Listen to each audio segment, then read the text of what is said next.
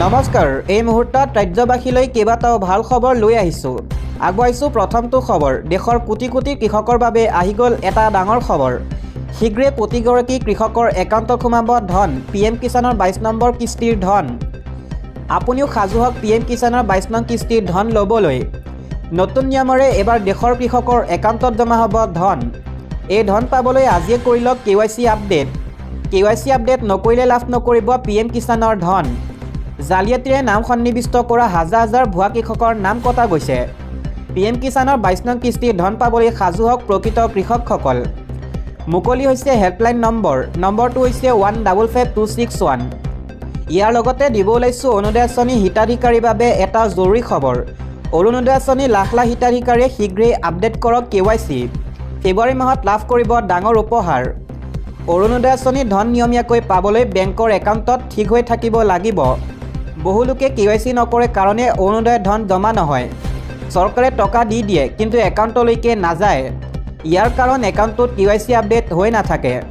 নিজৰ bank account যদি পৰিষ্কাৰ হৈ নাথাকে তেন্তে চৰকাৰে টকা দিলেও একাউণ্টত জমা নহয় দ্বিতীয়তে অৰুণোদয়ৰ বাবে যিটো মোবাইল নম্বৰ দিছে সেই মোবাইল নম্বৰটো এক্টিভ কৰি ৰাখক কিবা কাৰণত যদি মোবাইলটো পৰিৱৰ্তন হয় চৰকাৰক জনাব লাগিব এতিয়াৰে পৰা প্ৰত্যেক ব্লকত এজন অৰুণোদয় সহায়ক থাকিব যদি মাহত টকা জমা নহয় ব্লকৰ অফিচত গৈ আপোনালোকে অভিযোগ কৰিব পাৰিব তৃতীয়তে অৰুণোদয়ৰ ধন নাপালে অভিযোগ দিবৰ বাবে চৰকাৰে মুকলি কৰিব ফোন নম্বৰ এই ফোন নম্বৰত ফোন কৰিও দিব পাৰিব অভিযোগ ফেব্ৰুৱাৰী মাহত চৰকাৰে অৰুণোদয় হিতাধিকাৰীক দিব ডাঙৰ উপহাৰ মুখ্যমন্ত্ৰী হিমন্ত বিশ্ব শৰ্মাই কৰিছে এই ডাঙৰ ঘোষণা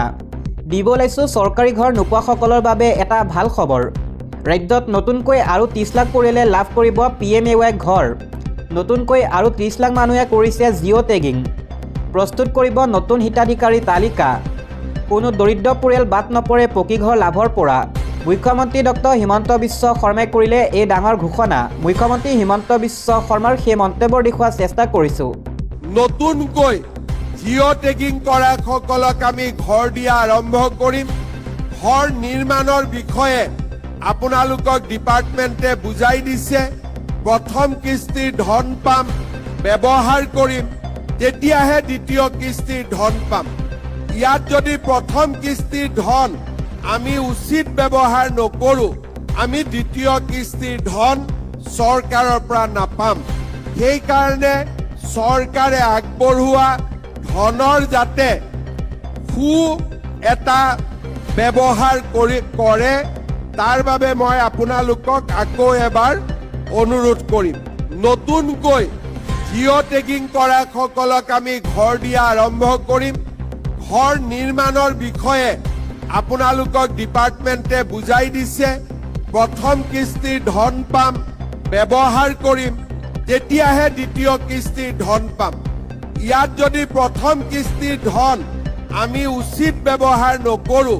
আমি দ্বিতীয় কিস্তিৰ ধন চৰকাৰৰ পৰা নাপাম সেইকাৰণে চৰকাৰে আগবঢ়োৱা ধনৰ যাতে সু এটা ব্যৱহাৰ কৰে তাৰ বাবে মই আপোনালোকক আকৌ এবাৰ অনুৰোধ কৰিম নতুনকৈ জিঅ' টেগিং কৰা সকলক আমি ঘৰ দিয়া আৰম্ভ কৰিম ঘৰ নিৰ্মাণৰ বিষয়ে আপোনালোকক ডিপাৰ্টমেণ্টে বুজাই দিছে প্ৰথম কিস্তিৰ ধন পাম ব্যৱহাৰ কৰিম তেতিয়াহে দ্বিতীয় কিস্তিৰ ধন পাম ইয়াত যদি প্ৰথম কিস্তিৰ ধন আমি উচিত ব্যৱহাৰ নকৰোঁ আমি দ্বিতীয় কিস্তিৰ ধন চৰকাৰৰ পৰা নাপাম সেইকাৰণে চৰকাৰে আগবঢ়োৱা ধনৰ যাতে সু এটা ব্যৱহাৰ কৰে তাৰ বাবে মই আপোনালোকক আকৌ এবাৰ অনুৰোধ কৰিম